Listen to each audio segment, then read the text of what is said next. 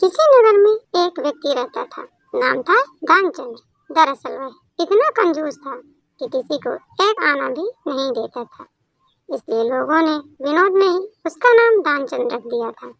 एक दिन की बात है, उसकी पत्नी उससे हमेशा कहती थी कि कुछ दान पुण्य भी किया करिए। अब तो हम वृद्ध हो गए हैं, पर वह नहीं मानता था।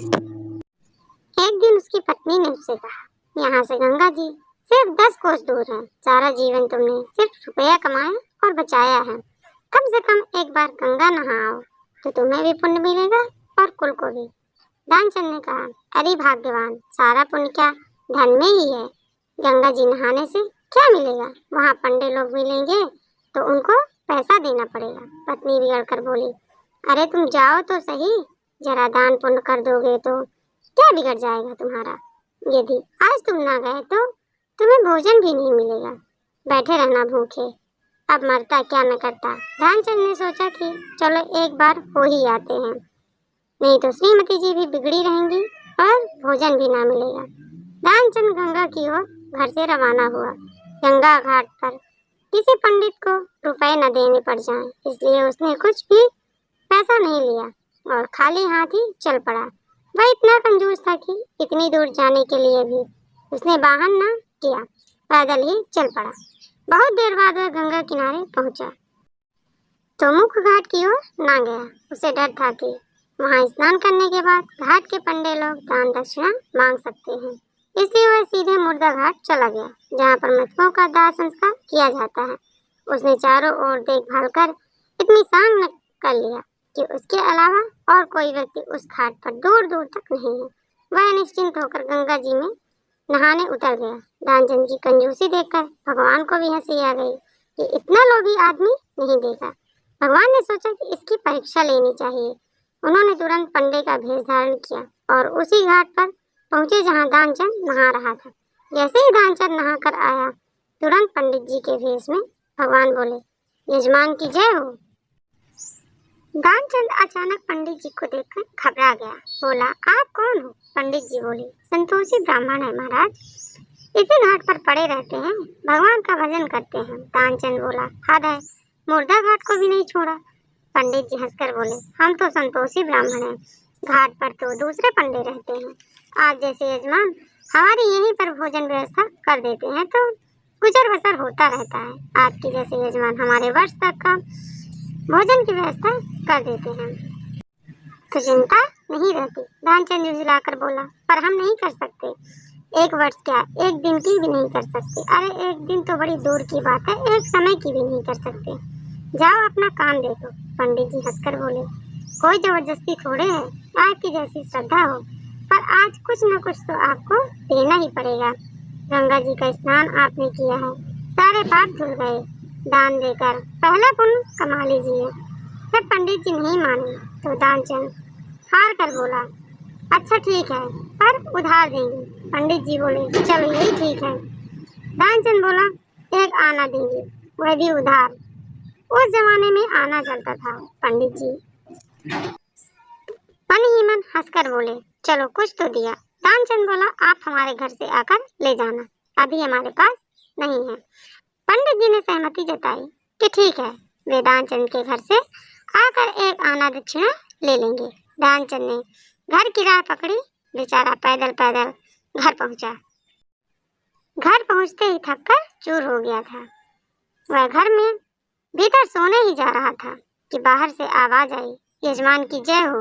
ध्यानचंद ने पत्नी से कहा कि देखो बाहर कौन आया है।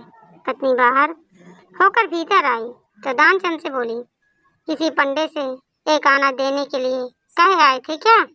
ध्यानचंद ने बोला, कहा था। हाँ, क्यों? पत्नी बोली, आ गए हैं, बाहर बैठे हैं। ध्यानचंद आश्चर्य से बोला, आ गया वो? हाँ। ध्यानचंद बोला, कह दो कि हम बीमार हैं, 2-4 दिन बाद आना। पत्नी ने पंडित जी को हाल कह सुनाया।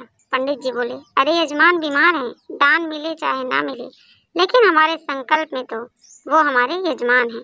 ऐसे संकट में यजमान को छोड़ना धर्म नहीं है। हम नहीं जा सकते, हम भी यहीं रहेंगे जब तक यजमान स्वस्थ नहीं हो जाते।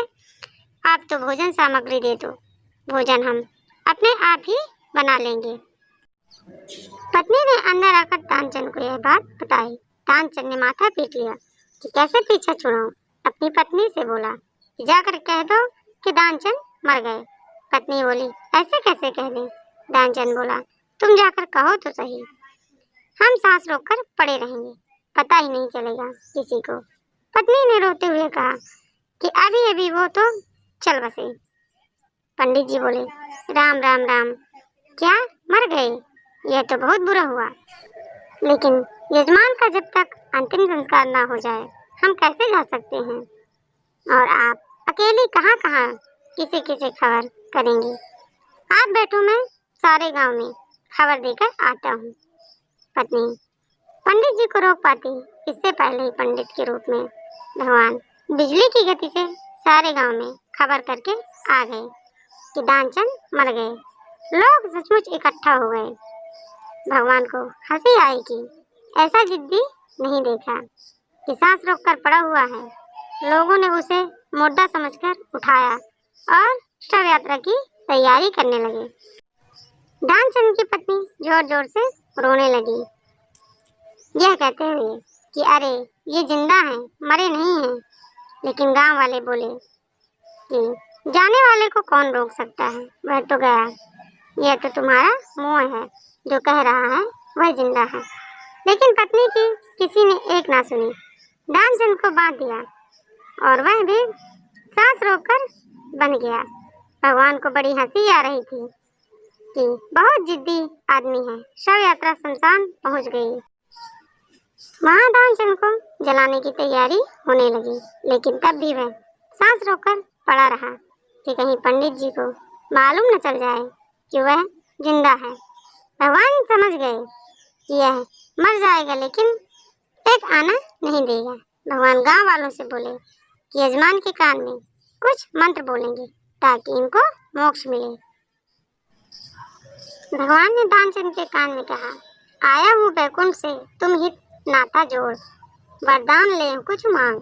जैसे ही पंडित जी ने यह कहा तो दानचंद ने सोचा कि यह तो भगवान है, और ऐसा सोचकर उसने जैसे ही आंख खोली तो पंडित जी को पाया। उन्हें देखते ही उसने वापस आंखें बंद कर ली। भगवान ने फिर कहा, आया हूँ बैकुंठ से, अब तुम उठ जाओ, मुझसे ही वरदान मांग लो, क्या चाहिए? तो उसने कहा कि एक आना छोड़ दीजिए। भगवान हंसकर बोले, तथास्तु। दोस्तों, अगर आपको ये वीडियो अच्छा लगा तो प्लीज़ वीडियो को लाइक करें और ऐसे ही नई नई कहानियाँ सुनने के लिए हमारे चैनल को सब्सक्राइब करें। धन्यवाद।